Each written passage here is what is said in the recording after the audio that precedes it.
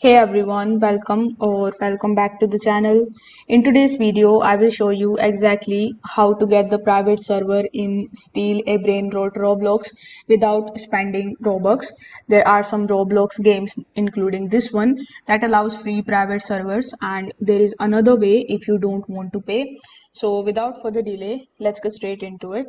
So first of all, when you come here on roblox.com and search for the Steal A Brainrot game, over here on the game page, you will see the option of servers.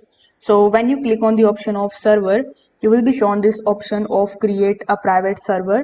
So if the developer has enabled it, you are going to get the option of creating a private server absolutely for free. So you need to just click on the option, give your server a name, and it is yours at no cost. There is a method too, that is of joining a friend's private server. So if you don't see the free option here, which in my case is it is not free, the other legit method is to join a friend's private server. So here you can ask a friend who already created a free server to go into their configure server settings and allow friends to join. So once they enable it, you can access the servers without paying Robux.